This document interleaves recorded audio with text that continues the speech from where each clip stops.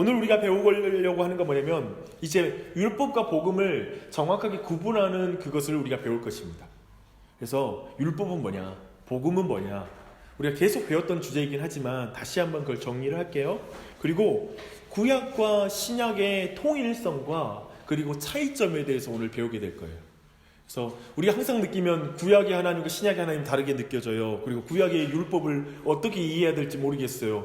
너무 잔인한 하나님을 어떻게 이해해야 될지 모르겠어요. 마치 이런 많은 주제들이 있잖아요. 그런 것들을 좀 더 통일성과 차이점을 이해하는 거예요. 이따 살펴보겠지만 예를 들면 구약에서는 복을 받으면 물질적으로 복을 받는데 신약에서의 복을 말할 때는 물질적인 복이 아니라 영적인 복을 말하잖아요. 왜 이렇게 차이가 있는지, 예를 들면 그런 것들까지도 이해할 수 있는 눈이 오늘 좀 생길 것입니다. 그리고 그리스도인에게 율법은 어떤 의미인가?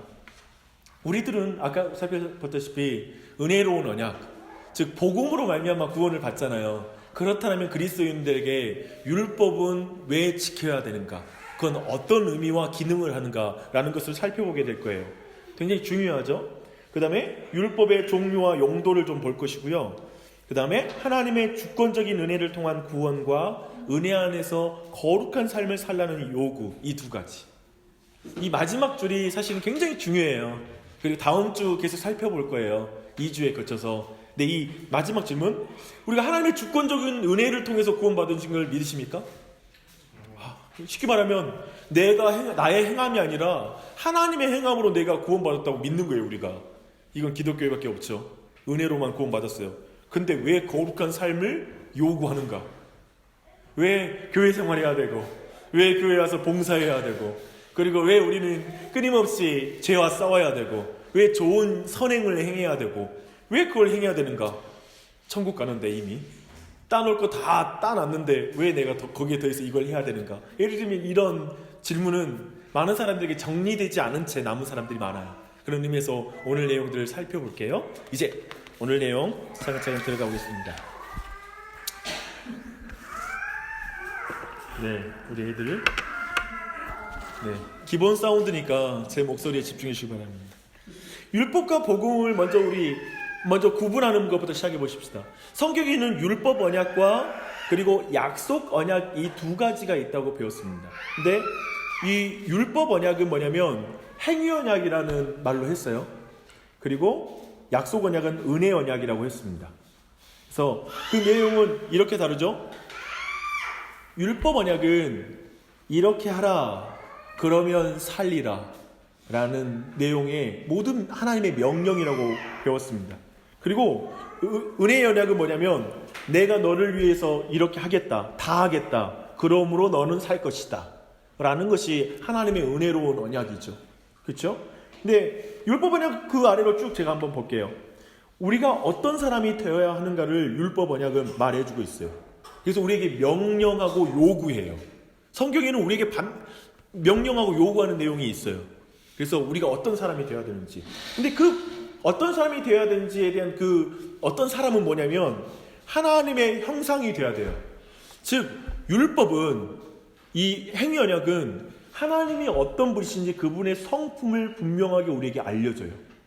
그 기능을 하고 있어요. 그래서 우리가 십계명을 보면 하나님이 어떤 분인지 아는 거예요.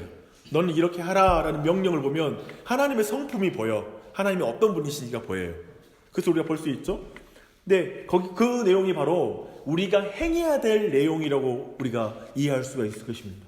그런데 이제 은혜 언약은 뭐냐면 내가 너를 위해서 다 하겠다, 그러므로 너는 살 것이다 라는 그 언약인데요. 내가 다 했고 다 이룰 것이다, 그러니 나를 믿어라 라는 것이 은혜 언약이에요.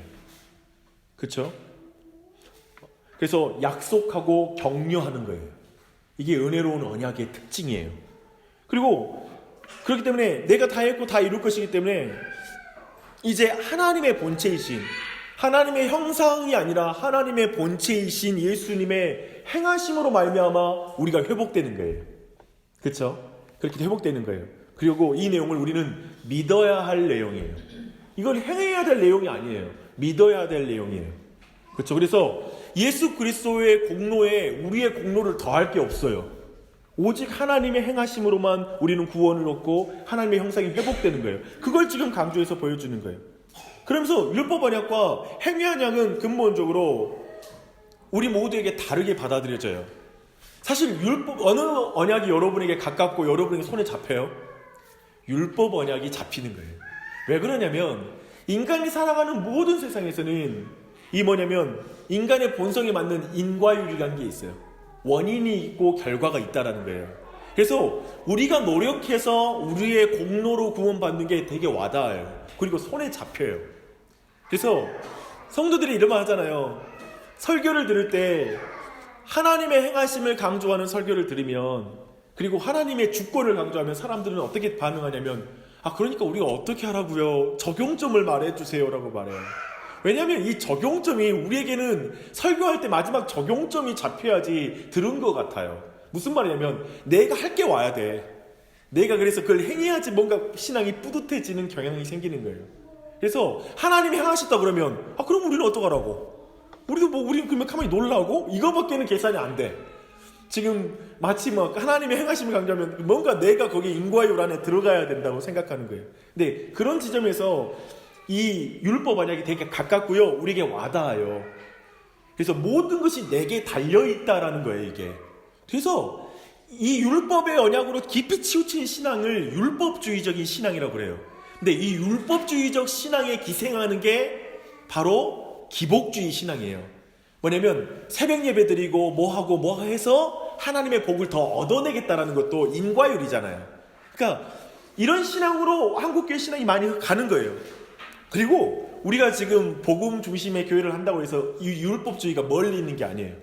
쉽게 말하면 이건 인간의 본성이라서 하나님의 은혜를 의지하지 않으면 순식간에 내가 행한 것으로 나를 판단하고, 그래서 내가 하나님 앞에 한 게 하나도 없다라는 식의 마음 가운데 실패감과 좌절감 가운데 쉽게 우리가 낙심해요.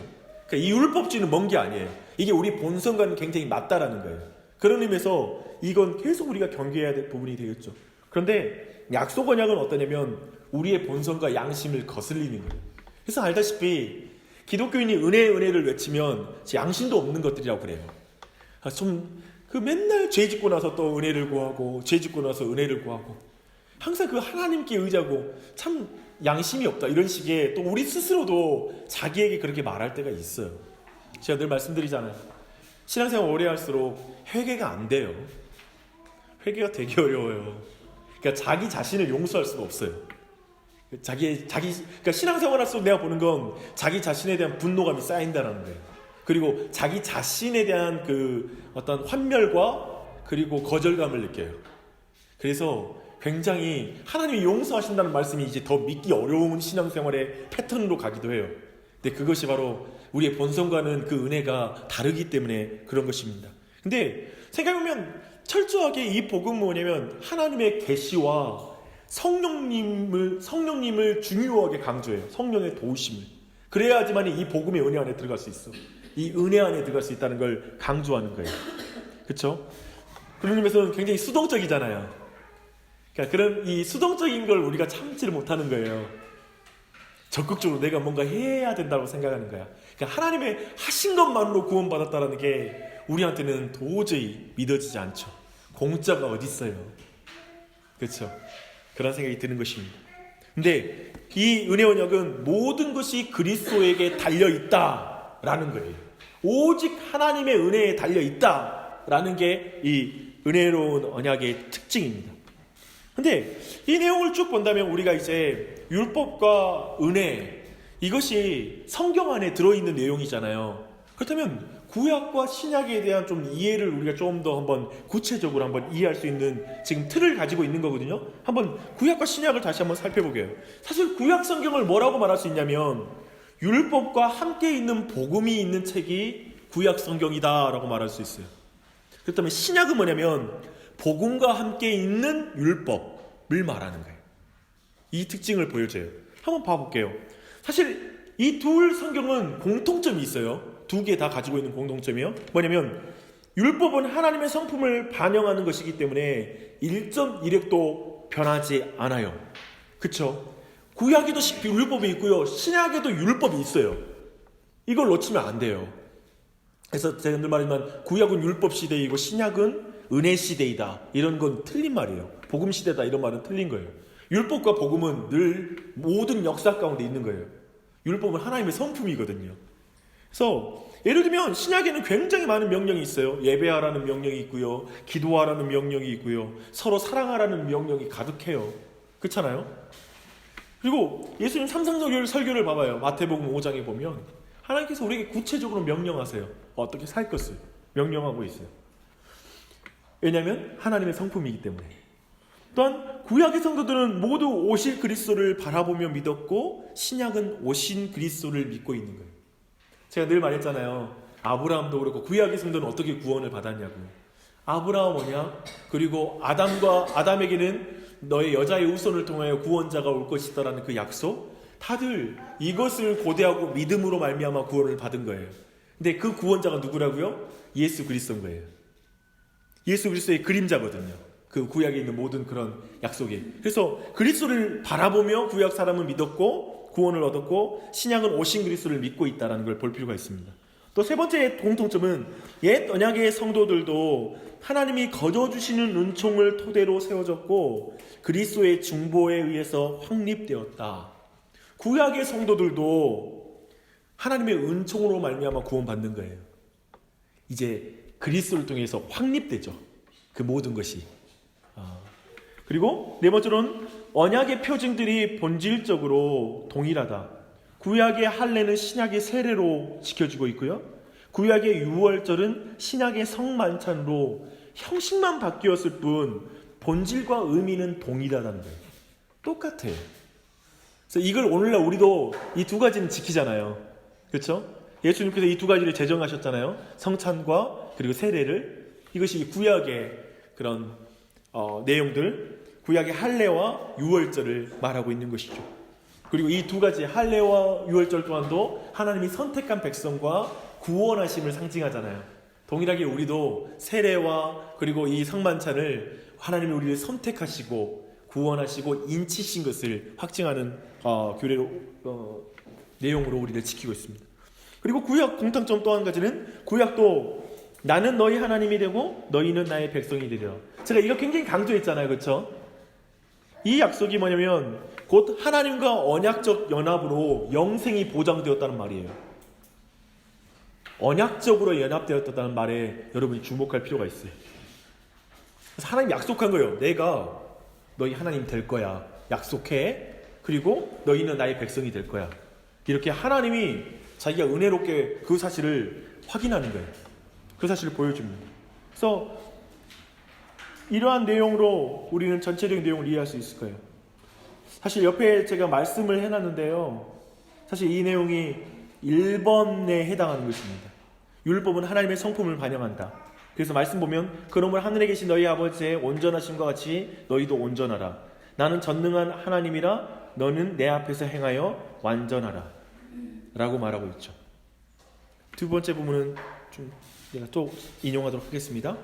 그렇다면 구약과 신약의 통일성을 우리가 살펴봤어요. 그렇죠? 그 공통점. 근데 구약과 신약의 차이점이 있어요. 근데 사실은 구약과 신약의 그 통일성은 있잖아요. 언약의 본질적인 부분이에요. 아까 말했던 본질적인 부분이고 구약과 신약의 차이점은 비본질적 부분이에요. 그래서 여기에서는 차이점을 보인다는 거예요. 그 내용을 한번 볼게요. 복의 양식에 있어서의 차이점을 보여줘요. 구약은 하늘의 유산을 지상의 혜택들 아래에서 보여주세요. 아브라함이 하나님 복을 주신 것을 아브라함이 거부가 되게 하심으로 말미암아 하나님 복 주신 것을 확증하세요. 그리고 이삭에게도 하나님 복 주신 걸 우물을 이쪽에서 쫓겨나서 저쪽에다가 우물을 만들면 거기서 물이 나오고 또 계속 쫓겨나면 그곳에 그가 가는 곳마다 물이 생기는 거야. 그래서 그 풍요로움과 하나님이 복 주시는 것을 확증해 주세요. 요셉을 복 주시는 걸 애굽의 총리로 세우시는 것으로 하나님의 복을 확증해 주세요. 구약에서는 복을 주시는 그 형태가 이런 형태로 나타나요. 근데 내가 예전에 말씀드렸잖아요. 오늘날에도 이 번영신학이 있거든요. 즉 뭐냐면 가난한 것은 죄 때문에 가난한 것이다. 하나님을 잘 믿는다면 부자가 돼야 된다 라는 것이 있어요. 그리고 예를 들면 그와 비슷한 오늘날 아주 그럴듯하게 보이는 한 가지의 책은 왕의 제정 같은 책이에요. 뭔 분이죠 그분? 근데 그분의 전제는 뭐냐면 우리의 재정을 하나님께 이렇게 드리면, 하나님께 맡기고 돈의 우상에 사로잡혀서 하나님께 드리면 부자가 된다는 거예요. 자기 그 안에다가 하나님을 위한 희생과 고통도 말하거든요. 고난의 삶도 말하지만 결국에 뭐냐면 본인은 그런 재정 원칙을 수행함으로 말미암아 얼마 되지 않아서 수억 원의 빚을 청산했고, 결국 간증은 그거잖아요. 수억 원의 빚을 청산했고 굉장히 돈을 많이 됐다. 그래서 그리스도인들은 이 돈을 관리하는 법을 배워야 된다. 그래서 정말 구약을 봐라. 아브라함에게도 이런 그 복이 있었고, 그때 인용하는 게 구약이 이 복의 형태예요. 그런데 중요한 건 뭐냐면 이건 언약의 비본질적 부분이라는 거예요. 이게 우리가 부자가 되고 부자가 되지 않고의 차이. 그러면 부자가 되지 않은 분의 대표자는 예수님이시고, 그리고 가난한 분의 대표시는 또 우리 사도 바울이잖아요. 오직 돈이 없었으면 텐트를 만드는 일을 하면 사역했겠어요? 돈 좀 부자가 굉장히 좀 잘했으면 돈 쌓아놓고 돈 뿌리면서 사역했을 텐데 전혀 그렇지 않죠. 전혀 우리는 그런 것으로 돈과 이 물질로 하나님의 언약 백성이라는 걸 확증할 수는 없죠. 그렇죠? 도리어 가난과 순교를 통하여서 신약에서는 그걸 강조하잖아요. 그런 의미에서 복음 안에서는 내세의 은총이 더 명백하고 분명하게 제시돼요. 그러니까 쉽게 말하면 이렇게 말하는 거예요. 너희가 이 땅에서 모든 보상을 받지 못할지라도 주님이 오시는 날에 모든 걸 내가 신원할 것이다. 내가 너희들의 상급을 줄 것이다. 그러니까 도리어 신약에 와서 이러한 강조점이 더 두드러지는 거예요. 하나님의 조명으로 지상의 혜택들이 없더라도 직접 하늘의 복을 묵상하게 해주시는 거예요. 그래서 오늘날의 그리스도인들 안에 참된 신앙은 자기에게 물질이 부족하고 내 삶에 어떤 여러 가지 부족할지라도 원하는 대로 되지 않을지라도 하나님을 바라보며 직접 바라보며 그분으로부터 복을 받는 영적인 힘이 있는 거예요. 그 믿음으로 말미암는 은혜가 있는 거예요. 그것을 신학은 도리어 굉장히 강조하고 있죠. 근데 예를 들면 이런 것들이 지금 신학적으로 구분이 안 되면 번영신학 말하고 왕의 재정 보면 내 삶이 그렇게 짜증나죠. 내가 이래가지고 부자가 안 됐나 봐. 예를 들면 너무나 많은 말에 우리가 속기 쉽다는 거예요. 이게 이렇게 정리될 필요가 있어요. 한번 이렇게 보시고요. 또 한 가지는 구약과 신약의 그 차이점의 하나는 복음과 율법의 차이예요. 구약은 실제 혹은 실체에 대한 형상과 그림자가 있어요. 그러나 그림자는 실체를 가리키죠. 그렇죠? 제가 예전에 말씀드렸죠. 구약의 내용은 실체는 아니에요. 실체는 신약에 있어요. 예수 그리스도예요. 그 실체가 있어요. 그리고 그런 의미에서 또한 구약에서 예레미야 31장 31절로 34절에는 율법을 문자라고 말하고 있고요. 그리고 복음을 영이라고 말하고 있어요. 근데 이 율법의 문자적인 교훈은 돌판에다가 새긴 것이고 또한 죽음을 전파하는 거잖아요. 율법은 그 기능이 뭐냐면 지키지 못한 자에게 죽음이 있다는 걸 알려주는 거예요. 그리고 정죄해요. 그리고 이 율법은 결국에는 무효될 것이에요. 이것은 폐하여질 것.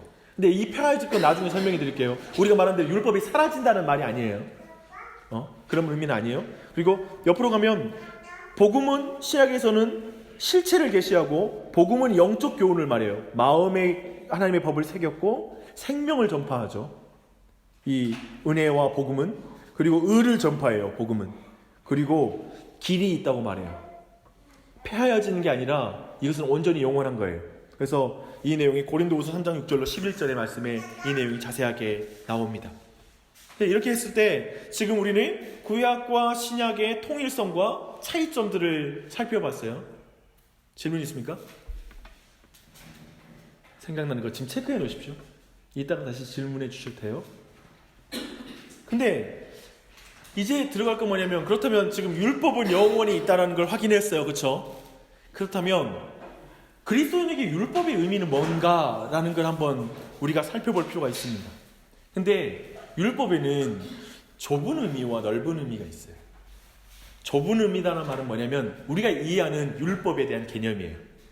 그러니까 그걸 지키지 않으면 벌을 받고, 그래서 율법은 분명하게 좁은 의미로 우리가 그 내용에 따라 지키고 또 어기면 안 되는 것들, 그런 의미를 말해요. 근데 이걸 속박의 언약이라고 부르기도 해요. 왜냐하면 형벌에 대한 두려움 가운데 지키는 거거든요. 왜냐하면 이거 못 지키면 죽잖아요. 그 두려움 가운데 지켜야 될 내용으로서 속박의 의미로서 율법이 있어요. 이걸 좁은 의미의 율법이라고 말해요. 근데 넓은 의미의 율법이 있어요. 그 넓은 의미의 율법은 사실 자유의 언약이에요. 그 의미가 뭔지 한번 보십시다. 먼저 율법의 좁은 의미부터 살펴볼까요? 이제 행위 언약으로서 율법, 즉 이것을 행하라 그러면 살리라, 이것을 행하지 못하면 넌 죽을 거야 라고 말하는 모세의 언약, 그 말씀 율법 언약은 더 이상 그리스도인에게는 구속력이 없어요. 그러니까 그리스도인은 죽는 것이 두려워서, 지옥 가는 것이 두려워서 율법을 지키는 그런 식으로 율법을 지키지 않아요. 더 이상 그런 법에 갇혀 있지 않아요. 그러면서 이런 거예요. 또 아까 말했던 대로 그 번영신앙 쪽에서는 내가 율법을 지켜야지 복받고 우리 집안이 풀릴 거야, 경제적으로 풍성해질까, 안 그러면 나 언제 우리 가게 언제 부도 날지 몰라, 내가 율법 안 지켰다가는 크게 벌받을 수 있어 라는 식으로 율법을 지키는 건 없다는 거예요. 교회 봉사도 마찬가지예요. 교회 봉사는 내가 이거 안 지키면 뭔가 우리 집안에 나쁜 일이 있지 않을까, 그런 두려움 가운데 봉사를 하고 사람을 섬기는 건 더 이상 없는 거예요. 그걸 말하고 있는 거예요. 또한 그리스도인은 그 아래 보면 하나님 나라를 상속받기 위해 지켜야 할 것으로 율법을 대하지 않는다. 구원받으려고 율법을 대하지 않아요. 구원받은 사람에게 순종은 구원의 조건이 아니에요. 그러니까 구원의 조건으로, 복받는 조건으로, 이 세상의 평안의 조건으로 율법을 말할 수는 없어요. 어떤 그런 식으로 이해할 수는 없어요. 근데 율법의 넓은 의미를 볼게요. 그러나 율법 자체는 성도의 규범으로서 역할을 한다는 거예요. 이게 중요해요. 성도의 규범으로서. 무슨 말입니까? 율법은 하나님의 은혜와 힘주심과 메시아의 용서하심과 죄사함이 동반되는 잘 살기 위한 규칙이에요. 여기와 동반돼요. 구원받은 사람에게도 순종은 요구돼요. 그러니까 이걸 놓치시면 안 돼요. 구원받은 사람도 반드시 하나님의 법에 순종해야 돼요. 근데 구원의 원인으로서의 순종이 아니라 구원의 결과로서의 순종인 거예요. 그쵸? 하나님의 자녀가 되려고 순종하는 게 아니라 하나님의 자녀가 됐으니까 순종해야 되는 거예요. 순종의 이유가 다르고 목적이 다른 거예요. 내가 하나님의 자녀로 이제 닮아가기 위해서 이제 순종해야 된다는 것이죠. 이 순종은 요구되는 거예요. 우리가 하나님 형상을 닮아가는 그 요구는 계속되는 거예요. 네, 여기서 한 가지 우리 다시 한번 구약으로 돌아가서 좀 이야기 나눌 거 뭐냐면, 그러면 구약도 성령의 은혜와 용서로 영성을 얻었을까요, 안 얻었을까요? 그랬죠. 구약도 성령과 은혜로 말미암아 영생을 얻는 거예요. 구약도 동일했어요. 구약의 율법 지켜서 구원받은 사람이 있습니까, 없습니까? 없다는 거예요. 없어요. 근데 구약과 이 신약의 새 언약의 차이점이 뭐냐면 그 정도가 차이가 난다는 거야. 즉 하나님의 성령의 사역과 하나님의 용서의 사역이 구약과 신약에서 현격하게 차이를 보여주고 있는 거예요. 예수 그리스도의 대속으로 말미암아 성령이 내주하시고, 그리고 그리스도의 그 구원이 이스라엘이 아니라 모든 이방인들에게도 그 구원이 미치는 거예요. 그 농도와 그 범위가 차이가 있다는 거야. 그런 의미에서 구약과 신약에서 구원을 얻는 방법, 그리고 구약과 신약에서의 율법의 의미, 이런 게 달라지는 거예요. 그 은혜와 성령의 역사가 그 정도가 달라지는 거예요. 그런 의미에서 새 언약과 옛 언약을 나눌 수가 있는 거예요. 이걸 또 기억할 필요가 있어요. 농도가 다르다는 거. 근데 구약과 이스라엘과 신약의 교회는 모두 믿음으로 구원받고 용서와 성령의 능력 안에서 넓은 의미의 율법을 통해서 영적 교훈을 받으며 성화의 길을 걷게 되는 것이다. 그래서 우리가 이제 하나님을 닮아가는 건 어떤 거냐면 용서와 성령의 능력으로 율법을 지키는 거예요. 이해되시죠? 이제 우리가 하나님의 율법을 지키는 건 이 용서가 끊임없이 있는 거예요. 혹 넘어질 수 있어요. 우리가 혹 하나님의 법을 어길 때가 있어요. 다시 주님의 용서함을 구하고 성령의 능력을 통하여 그 일을 다시 감당하는 거예요. 근데 제가 오늘날 보는 기독교인의 지금의 현실은 뭐냐면 이 용서하고 성령의 능력을 의지하는 부분이 너무 결여되어 있다는 거예요. 그러니까 그래도 그건 굉장히 교회에서 모든 메시지가 부담이 돼버려요. 그러니까 용서와 성령의 능력을 못 믿으면 주일날 무슨 말씀을 들어도 부담스러워요. 너무 제게는 어려운 말씀이고요. 나는 실제로 그냥 쉽게 넘어지고 약할 뿐이에요. 난 죄인이에요. 그게 정말 겸손한 표현인 것 같아. 뭐지? 난 죄인이에요. 죄의 짱아찌예요. 그 말이 마치 겸손한 듯 표현인데 제가 보는 건 그 깊은 실패감 그리고 깊은 절망감 속에서 나는 안 되는 인간이야. 뭐 이런 어떤 마음 가운데 나오는 말들이 되게 많아요. 근데 그때 여러분의 소그룹 안에 있을 때에도 중요하게 볼 거 뭐냐면 하나님의 용서를 믿는지 확인해 줘야 돼요. 그리고 성령의 능력을 믿는지. 왜냐면 이것이 없이는 지금 말하는 것처럼 신약시대에 이것이 지금 예수 그리스도 안에서 우리에게 주어진 게 가장 큰 특징인 거예요. 이게 은혜인 거예요. 그런 지점을 우리가 꼭 기억해야 됩니다. 좁은 의미의 율법 안에서 율법으로 구원받고자 하는 것이 율법주의죠. 그쵸?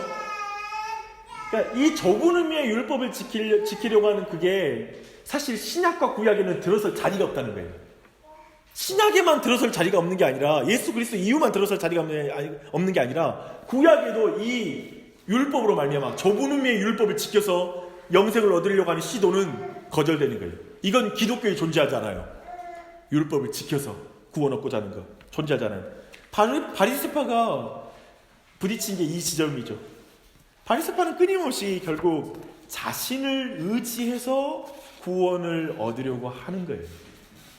자기 힘으로 수없이 많은 규칙을 세워서 구원에 이르려고 하는, 그래서 의로워지려고 하는 거예요.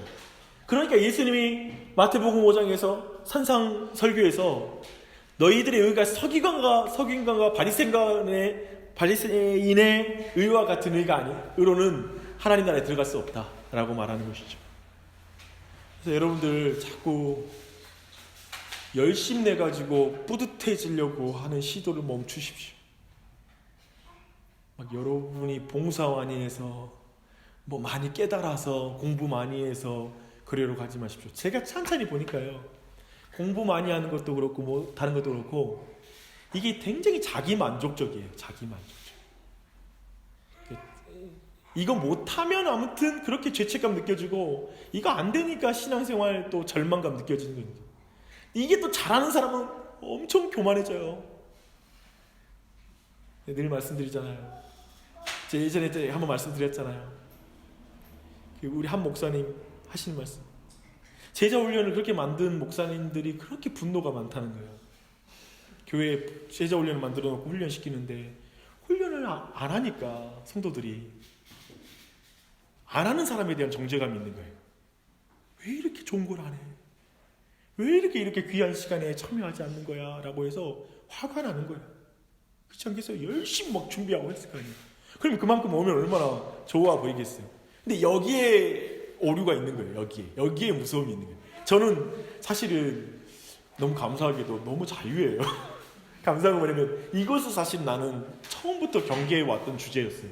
모든 모임을 인도할 때. 최근에 그런 말 하더라고요. 한 저녁 모임에 오는 지체가, 목사님 녹음하는 내용을 들으면 앞에다가 한 몇백 명 두고 하는 것 같다고, 가르치는 것 같다고, 준비하는 거라든지 이런 거 하는 거 보면. 근데 와보면 10명 미만이지만 그렇다 하더라고요. 근데 그렇게 크게 신경 쓰지 않는 것 같다는 말에서 저한테는 되게 좋은 칭찬이었어요. 저는 막 너무 듣고 싶었던 칭찬이어서 감사했어요.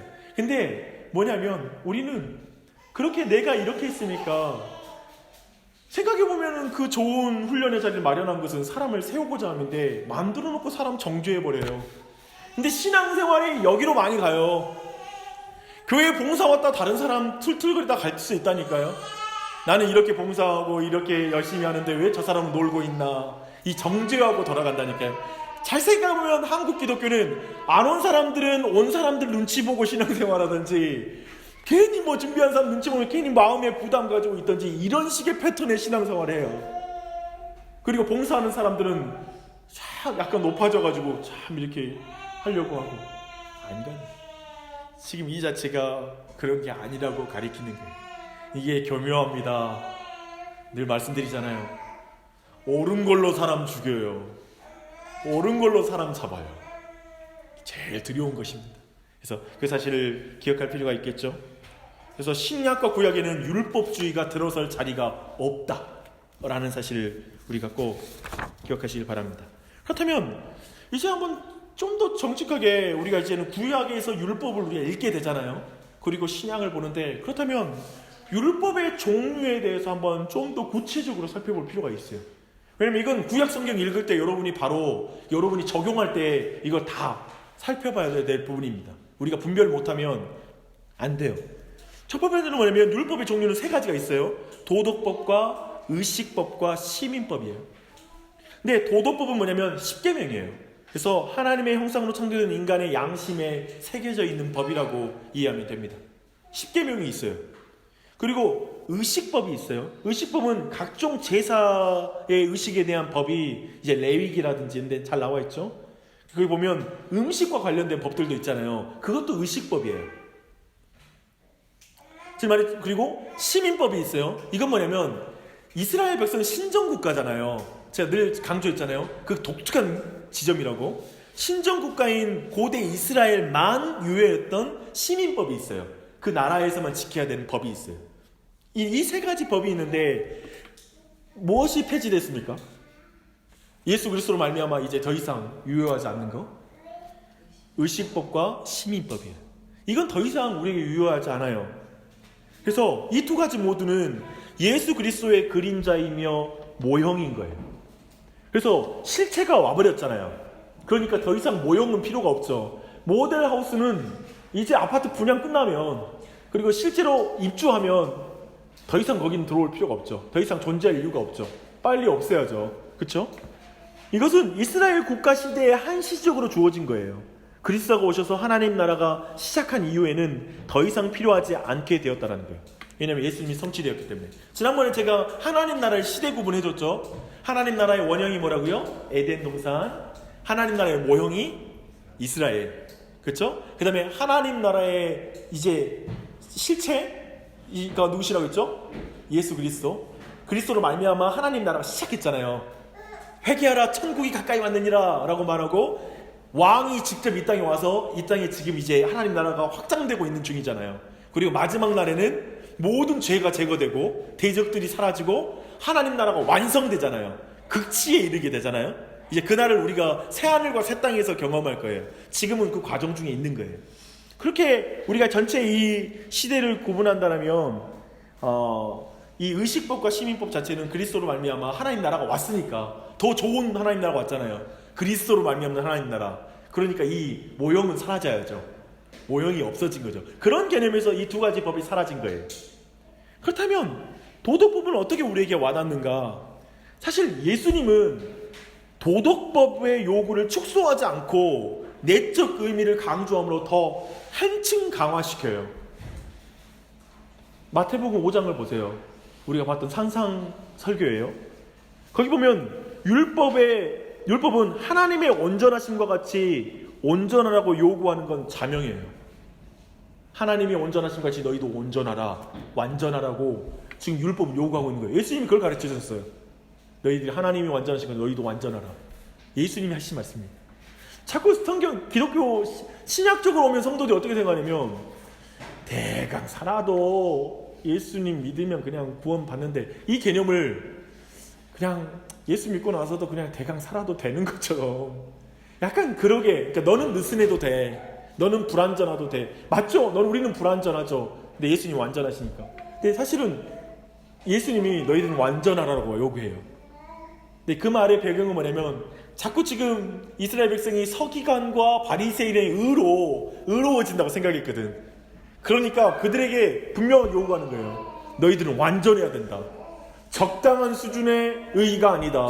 내가 요구하는 수준의 완전. 하나님이 완전한 같이 너희가 완전해야 구원받는다 라고 말하는 거예요. 그 정도로 강조하는 거예요. 그렇죠? 근데 이때 하나님이 강조하는 건 외적 행위만 강조하는 게 아니라 내적인 마음까지 말하는 거예요. 여자를 보고 음욕을 품는 자도 간음을 행한 것이다 라고 들어가는 거예요. 누군가에게 탐심을 가지면 도적질하는 것이고, 어쩌면 다른 사람을 미워하는 마음을 가지면 살인하는 것이다까지 들어가는 거예요. 지금 열매만이 아니라 뿌리까지도 완전하라는 거예요.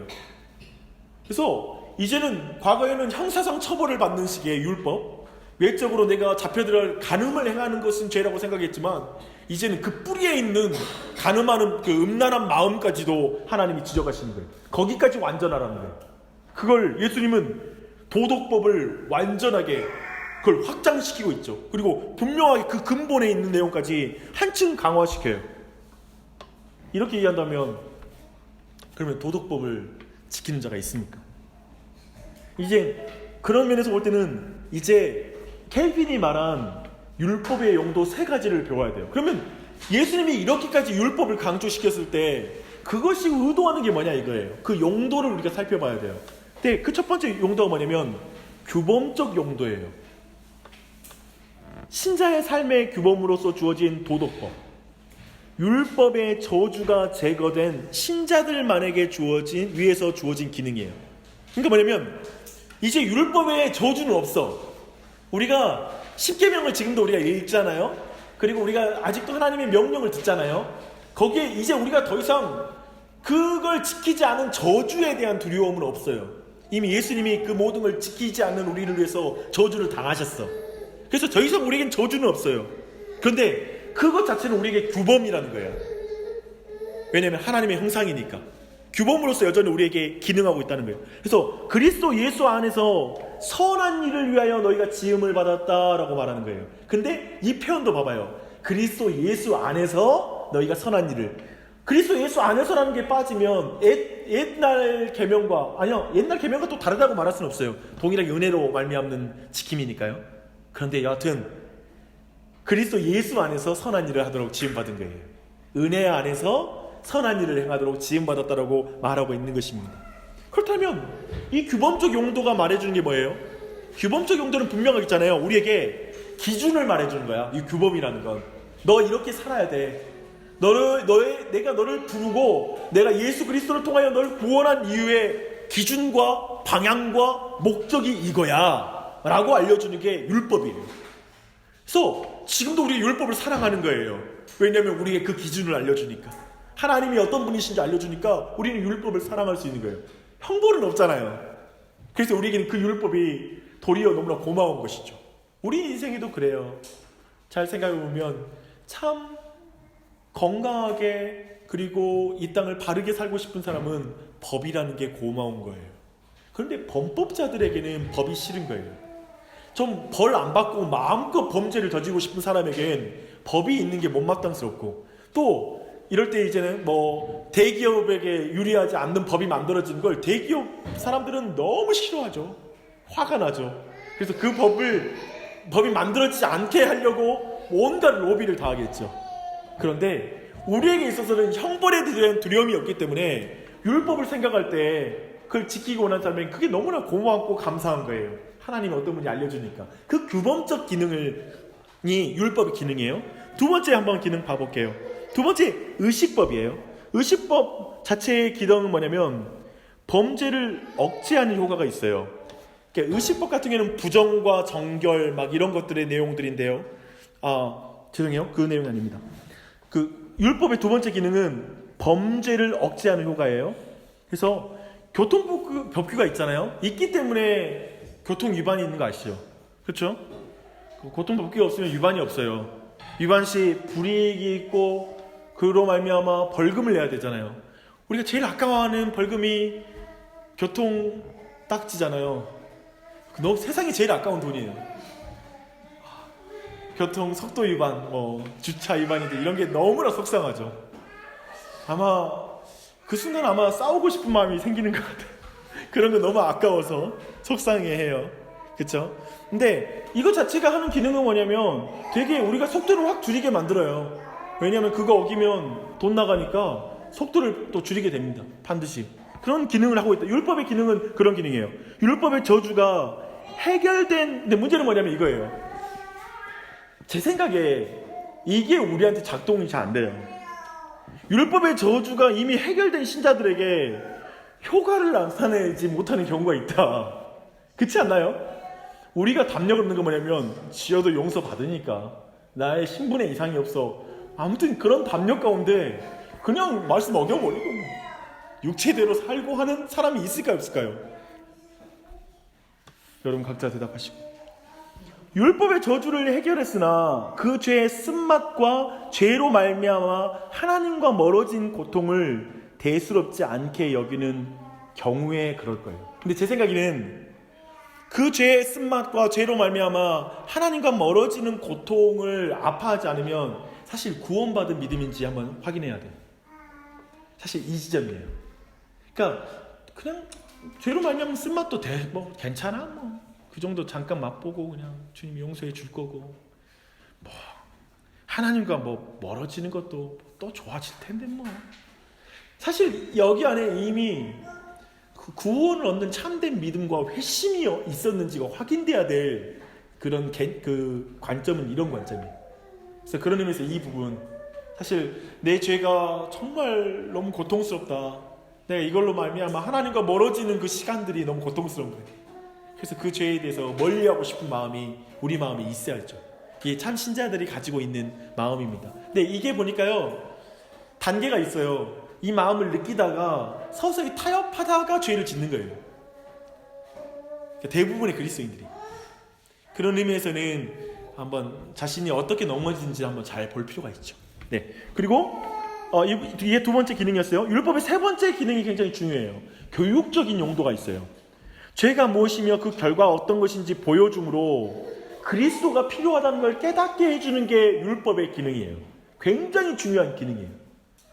성경을 공부하고 순종하지 않는 이들은 그리스도가 필요함을 깨닫지 못하고 신앙을 지속한다. 그러니까 회개하지 않는 상태로. 그러니까 오늘날 교회에서 있잖아요.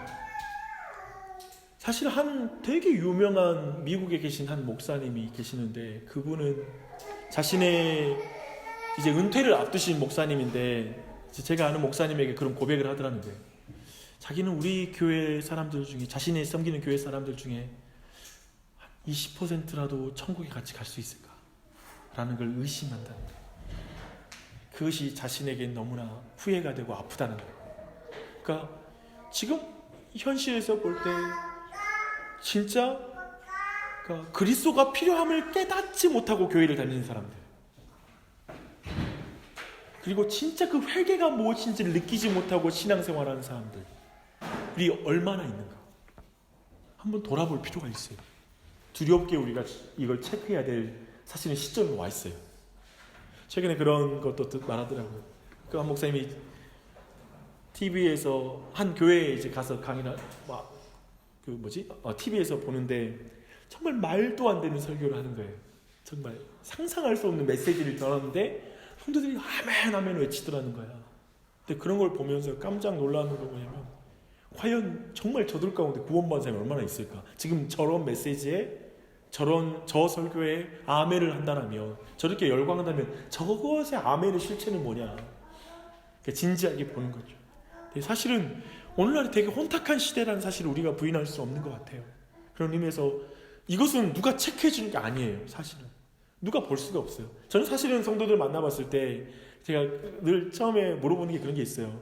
처음에 하나님의 구원의 은혜 그리고 예수 그리스도의 그 만나는 그 인격적인 만남 이 감격을 언제 경험하셨는지 물론 구원받는 날짜 언제입니까? 이걸 확인하는 거 아니에요. 근데 정말 예수님을 인격적으로 만난 그 경험을 물어볼 때 있어요. 근데 어떻게 하나님 나라에 갈 걸 확신하냐고 이런 걸 좀 믿게 되었냐고 이 과정을 물어봤을 때 나 그때 무슨 집회 갔는데 특별하게 마음이 못 닿는 느낌을 받았어요 라고 설명한 분 계세요. 그런 느낌. 근데 실제 삶을 보니까 하나님하고 동행함은 없어요. 진짜 그 자신의 죄를 아파하는 말을 한 번도 들어본 적이 없어요. 저는 저희 교회 중에 있어요. 한 번도 그 사람이 자신의 죄를 고백한 적을 본 적이 없는 사람이 있어요. 그리고 자기 안에 정말 하나님 앞에 서지 못하는 안타까움을 고백하고 자기가 하나님 뜻대로 살지 못하는 어려움이 있다라는 고백을 하는 걸 들어보지 못한 사람이 있어요. 실제로 그래요. 이 일이 먼 이야기는 아니라는 거예요. 그렇게 신앙을 계속 지속했어요. 근데 제가 보는 좋은 교회는 뭐냐면 그렇게 가지 않도록 만들어주는 교회가 좋은 교회라고요. 그러니까 괜찮아요. 아유, 예, 교회 온 것만으로 만족해요. 잘 가고 있습니다. 라는 거짓 평안을 줬던 게 거짓 선지자들의 구약 때 활동했던 거짓 선지자들의 역할이잖아요. 너희들 잘하고 있어. 교회에 왔으니까. 우리에겐 성전이 있으니까 예루살렘이 안전해. 라고 말하는 거. 우리에겐 법궤가 있어. 라고 하기 때문에 안전한 것듯이 오늘날 주일날 교회 오면 안전해. 주일날 이렇게 말씀 들었으니까 안전한 거야. 헌금했으니까 안전한 거야. 라고 말하는 게 거짓 복음이라고요. 거짓 선지자라고 저는 믿습니다. 여러분 기억해야 돼요. 근본적으로 어쩌면 우리가 주일날에 내 죄가 드러나는 걸 사람들은 자꾸 부담스럽다고 표현을 해요. 너무 오늘 말씀이 부담스럽고요. 그냥 안 되는데 내 안 되니까 다 드러내니까 막 내 마음에 괜히 그냥 타깃으로 보고 설교한 것인지 괜히 그냥 막 이런 마음이 들어요라고 할 수 있어요. 근데 그게 은혜 받은 거라고요. 내게 타깃으로 들어지는 설교가 은혜 받은 거예요. 생각해봐요. 이거 나를 위한 하나님 말씀이야 라고 생각하는 게 은혜지. 근데 보니까 나를 위한 하나님 말씀도 그냥 내 상황에 맞춰서 위로해 주는 게 나를 위하다는 표현을 쓰지, 내 죄가 드러났을 때, 진짜 내 죄가 드러나고 내 어떤 영적인 상황이 발가벗겨졌을 때, 이건 나를 위한 말씀이라고 받는 성도들이 얼마나 있을까요? 근데 내 말은 그걸 내 말로 받아들인 사람이 진짜 은혜 받은 사람이에요. 최소한 다른 사람은 몰라도 이 자리에 있는 분들은 이 개념을 가지고 은혜를 달라고 기도해야 돼요. 그리고 이 개념을 가지고 하면 저는 그 영혼이 가장 안전한 길을 걷고 있다고 저는 생각합니다. 그 영혼이 이 땅에서 가장 위로가 있는 길을 걸어가는 영혼이라고 믿습니다. 그런 길을 걸어가시기 바랍니다. 네, 이제 계속 보면 율법은 지켜 구원받으라고 주어진 것이 아니라 우리의 실패를 드러내 그리스도를 의지하라고 주어진 것이다. 그쵸? 죄가 더한 곳에 뭐가 있죠? 죄가 많은 곳에 은혜가 더하잖아요. 그러니까 죄가, 쉽게 말하면 죄가 발가벗겨지고 죄가 노출되는 곳에 그 사람이 하나님의 은혜를 받는다는 거예요. 아멘이십니까? 이거 아멘이 된 사람 진짜 복받은 사람들입니다. 그렇다면 복음을 믿게 하는 최적의 준비가 된 거예요. 이 사람은. 그러니까 율법은 우리를 복음을 받아들일 수 있도록 최적의 상태로 인도해주는 몽학 선생이에요. 그리고 예수님을 딱 영접할 수 있도록 마음을 겸손하게 만들어줘. 그래서 나의 힘으로는 의로워질 수 없구나라는 걸 깨닫게 해줘요. 그래서 예수님을 의지하게 만들죠. 그래서 주님 말씀하시기를 율법을 폐하러 온 것이 아니라 성취하러 왔다고 그래요. 그렇죠? 율법은 그대로 있어요. 하지만 그 율법 앞에서 절망하는 영혼들을 구원하시는 진정한 율법의 성취자가 되시는 것이죠. 할렐루야. 그 은혜를 바라봤으면 좋겠습니다. 우리가 그런 의미에서 이제는 이 율법을 믿는 거예요. 저는 이 세 가지의 율법의 용도를 볼 때 특별히 첫 번째도 그렇고요, 두 번째까지도, 그러니까 율법에서 기준, 목적, 방향 봐요. 근데 또 형벌에 대한 두려움과 죄책감과 수치심까지 받아요. 여기까지는 율법 자체가 기능하는 거예요. 근데 마지막 세 번째가 은혜 받은 증거예요. 지금 뭐냐면 자기께 다 발가벗겨졌어, 다 드러났어, 수치심 느끼고 그리고 죄책감을 느껴. 근데 거기에서 예수님을 의지하는 게 구원받은 사람이에요. 저는 이것을 어디에서 늘 자주 말하잖아요. 교회에서 신앙생활 사람 중에서 말씀으로 발가벗겨졌을 때 나 부담스럽다고 도망치는 사람이 있고요, 은혜에 붙잡는 사람이 있어요. 요즘 제가 보는 거 뭐냐면 삶이 엄청 힘들어졌거든요, 그 지체가. 근데 기도하러 나온 지체들이 있고요, 이때 어떻게 기도하냐고 하면서 시험 든 사람이 있어요. 물론 그 사람이 그 특정한 시간 속에 시험 든 거지 영원히 하나님 안 붙잡는다고 저는 생각하지 않아요. 붙잡기를 바래요. 그런 의미에서 내가 구원이 있다 없다라는 걸 규정하는 게 아니라, 중요한 것은 율법의 첫 번째 기능과 두 번째 기능까지 가지만 이 세 번째의 이 기능, 그리스도 앞에서는 이 복음의 은혜까지 나아가는 게 우리에게 너무나 절박하다는 거예요. 그게 굉장히 중요한 거예요. 그 은혜가 우리 모두에 있길 바랍니다. 네, 그것이죠. 그런 의미에서 우리에게 가장 중요한 신앙이 뭐냐면 그리스도와 연합하는 믿음이에요.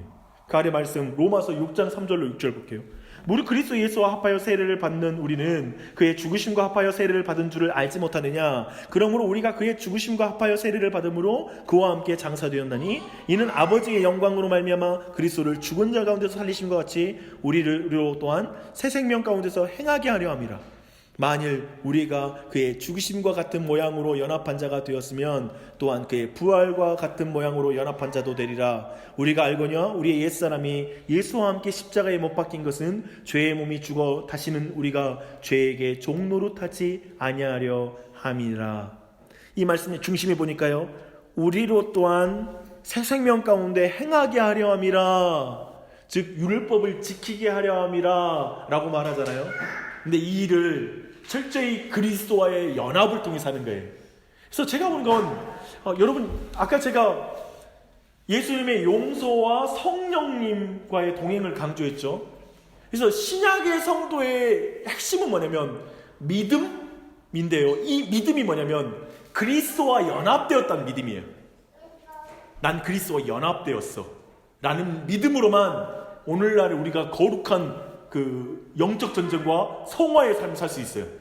내가 그리스도로 말미암아 구원받았고 이제 예수와 함께 죽고 예수와 함께 사는 자야. 이제 내 안에 사는 것은 내가 아니라 그리스도께서 내 안에 사신 거야 라고 하는 그리스도와의 연합을 믿는 자, 그 사람이 이 삶을 싸울 수 있고요. 그분의 용서, 그리고 그분의 성령의 도우심, 사실 이게 바로 그 신약의 그리스도의 삶의 키워드예요. 키워드. 너무 중요해요. 믿음, 그리고 그분의 용서와 그분의 성령님의 도우심, 이게 우리 안에 믿음 가운데 이 일을 감당하는 거예요. 그래서 여러분 사모하십시오. 믿음을 간구하세요. 내가 그리스도와 연합되었다. 제가 요즘 이번 주에 기도하는데 지난주 주일날 말씀을 적용해서 기도하니까 기도가 힘있게 나오는 기도 제목이 있어요. 뭐냐면, 하나님, 저는 우리 가정에서 종입니다. 아버지 뜻대로 내가 우리 가정을 섬기게 해주십시오. 저는 우리 교회의 종입니다. 하나님의 종이니까 내가 아버지 뜻 받들고 목회하게 해주십시오. 그러니까 종이라는 단어를 써서 요즘 기도하거든요. 아침 기도. 그러니까 그 개념이 지난 주일날 우리가 그 자기의 정체성에 따라서 기도가 가능하다고 했잖아요. 그러니까 진짜 그 내용을 적용하니까 기도가 되게 힘있게 나와요. 확신 가운데 나와요. 그것처럼 그리스도인의 삶에 있어서 하나님의 율법을 지킬 때에도, 하나님, 내가 그리스도와 연합되어 있는 줄 믿습니다. 주님, 내가 그리스도와 연합된 사람으로서 주님, 나는 이제 내가 나를 사는 게 아니라 내가 그리스도를 사는 그런 사람으로 변화됐습니다. 하나님, 난 더 이상 내 꿈을 가지고 사는 존재가 아니라 예수님 꿈을 꾸는 자입니다. 나는 더 이상 내 인생의 목적이, 내 목적이 따로 있는 게 아니라 하나님의 목적이 내 목적입니다. 하나님, 나 이미 변화된 사람입니다. 난 예수와 연합한 사람입니다. 라는 자기 정체성이 확실한 거죠. 그 자기 정체성을 가운데 말씀을 지키고자 하는 갈망이 생긴다고요. 율법을 다른 식으로 여긴다고요. 그래서 그걸 지키려고 하는 갈망이 생기는 거예요. 그런 것들이 이 연합의 교리 안에 있다는 사실을 우리가 기억해야 돼요. 너무 중요해요. 핵심이에요. 그래서 그것 가운데 이제 그 율법을 할 수가 있는 것이죠. 그렇게 말한다면 율법은 참 성도의 기쁨이 되는 거예요. 그렇죠? 우리가 쭉 요약했던 것처럼 영생을 얻는 조건이 아니라 이제 율법의 저주에서 해방되었잖아요. 그렇게 됐을 때 율법은 나의 기쁨이 되고, 이제 신자는 드디어 다른 사람을 진정으로 사랑할 수 있고 섬길 수 있는 자유가 있어요. 왜냐하면 제가 보는 건 뭐냐면, 누구를 사랑할 때 대가를 바라고 섬기면 늘 자유롭지 못해요. 그래서 교회에 섬기는 것도 내가 뭔가 복을 받고 아니면 사람들의 인정을 가지고 섬기면 늘 그게 나한테 부담이 되고, 나중에는 그거 아세요? 봉사생활이 질려요. 그리고 가능하면 좀 안 하고 싶어져요. 근데 제가 보는 건 뭐냐면, 인정 안 해주면 봉사 안 하는 사람도 있어요. 그냥 안 해버리겠다. 진짜 별로 이렇게 안 쳐줘. 사실 우리 교회 분위기가 그런데요.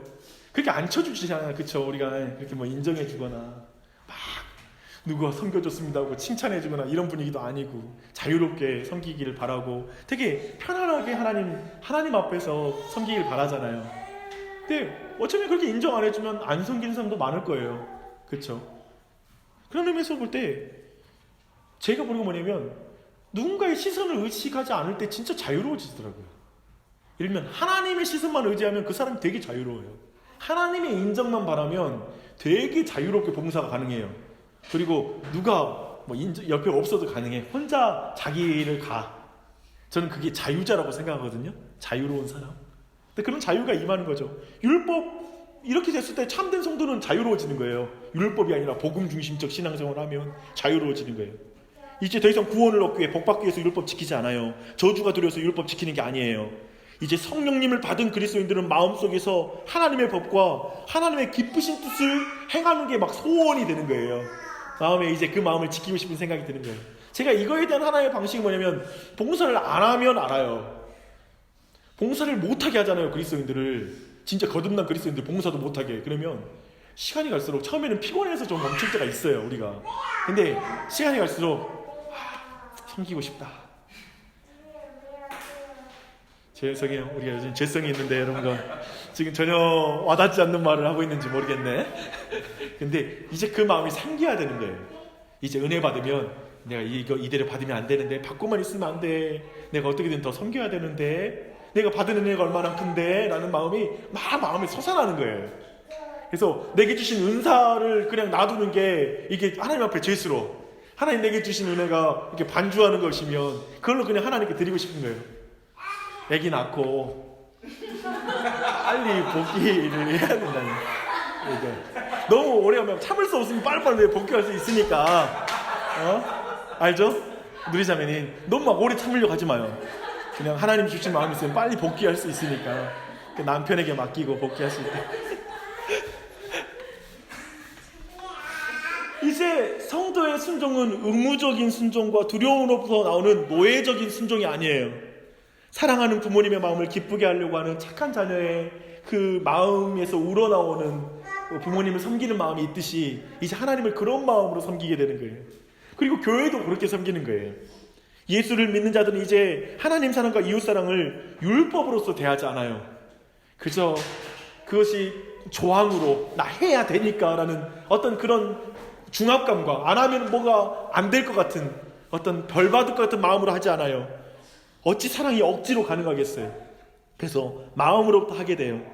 새 언약으로서 성령을 믿는 자들에게 부어주심으로써 성도의 마음을 변화시킴으로써 율법에 순종하도록 하는 것이 드디어 가능하게 된 거예요. 그런 의미에서 하나님의 법을 지키고 살고 싶은 마음이 없다면, 그렇게 함으로써 하나님의 마음을 기쁨에 되고 싶은 마음이 없다면, 그 사람은 거듭나지 않은 사람일 가능성이 있어요. 주님과 상관없는 경우가 있어요. 근데 사실은 이 지점을 제가 볼 때는 모두에게 이것들을 한번 돌아볼 수 있는 기준점으로 한번 우리가 생각해야 될 지점입니다. 그래서 구약의 성도들도 율법을 즐거워해가지고 막 시편 보면 주의 말씀이 꿀송이와 같습니다. 이해가 안 되잖아요. 신약을 사는데 이걸 이해못. 구약 사람들도 이해하고 있는데 신약을 사는 우리도 더 이해를 못해. 아니 어떻게 말씀이 그렇게 달대요?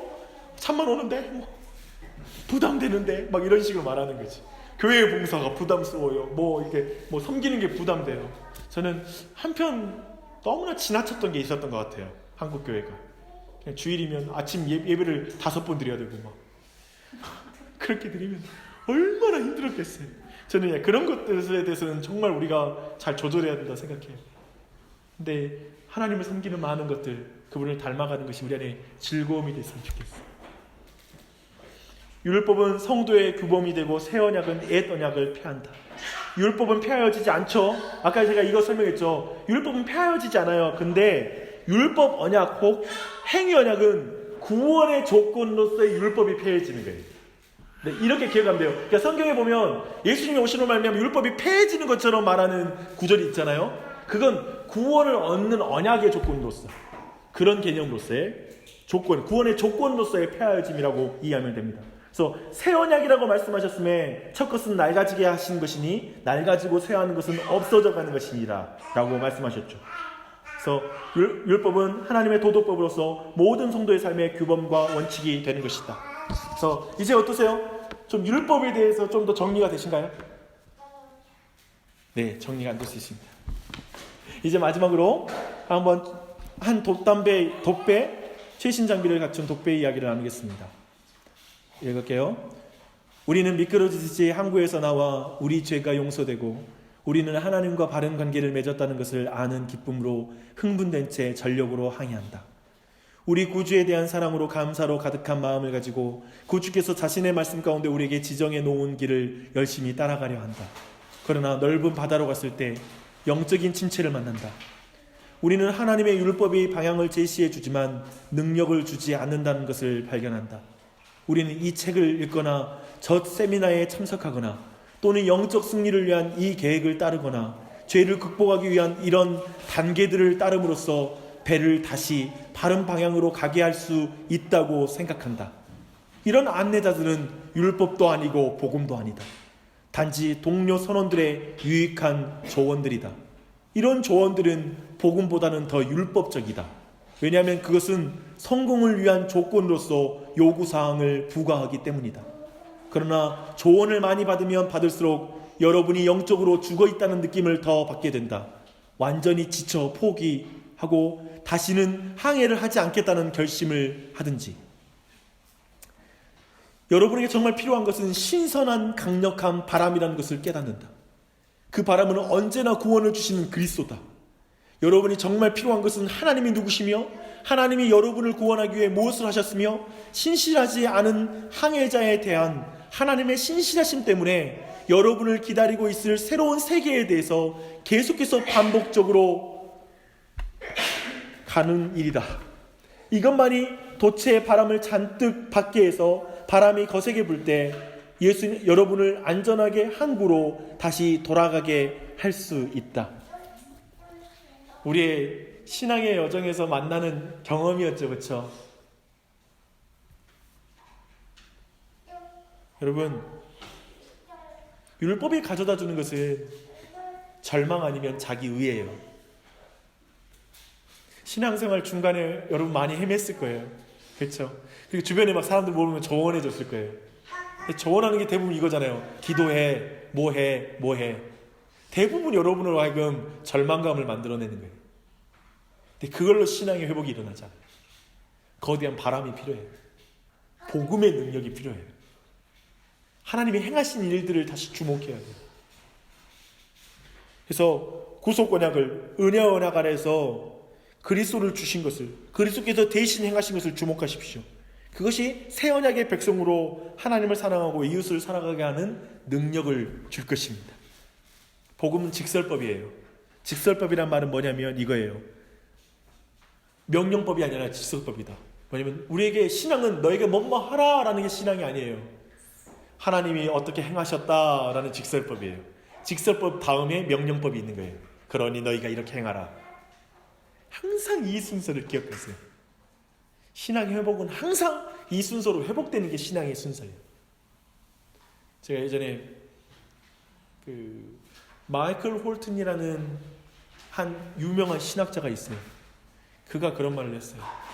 기독교의 역사를 찬찬히 보면 기독교의 역사의 쇠퇴기 때마다 이런 순서를 따른다는 거야. 그러니까 기독교에는 뭐가 있냐면요, 성경에 거대한 드라마가 있어요. 하나님의 이야기, 구속사가 있어요. 그리고 교리가 있어요. 그 다음에 어떻게 살 것이, 그러니까 예배, 성경이 있고 예배가 있고 제자도가 있어요. 근데 항상 기독교가 쇠퇴할 때마다 제자도를 강조한다는 거야. 뭐냐면 이렇게 살라. 제자는 이렇게 살아야 되는 거 아니야? 목사는 이래야 되는 거 아니야? 너는 이렇게 살아야 되는 거 아니야는 이 제자도를 강조하고 역순서로 갔다는 거예요. 이게 기독교가 쇠퇴할 때마다 똑바로 살아라는 말이 가득했다는 거예요. 근데 기독교가 부흥할 때마다 어떤 순서를 따르냐면 하나님은 이런 분이십니다. 하나님이 이런 일을 행하셨습니다. 그러니 여러분 그 하나님께 예배하십시오. 그러니 그분을 예배하고 삶으로 예배하십시오. 삶으로 예배하는 게 제자이잖아요. 이 순서를 따라가는 게 기독교 부흥할 때마다 항상 하나님의 은혜, 하나님을 먼저 그 직설법이 강조되는 거예요. 명령법이 먼저가 아니에요. 그래서 여러분 신앙을 봐봐요. 내가 명령법으로 사는가? 나 뭐뭐 해야 되는데 못했네요. 그러니까 주일날 교회 와서 나 이거 해야 되는데 못했네. 주님이 이거 하자고 했는데 못했네. 그거가 먼저 생각나는지, 우리가 그걸 붙잡고 있는지, 아니면 하나님이 행하시는 것을 주목하면서 내 행할 것을 찾는지 항상 기억하십시오.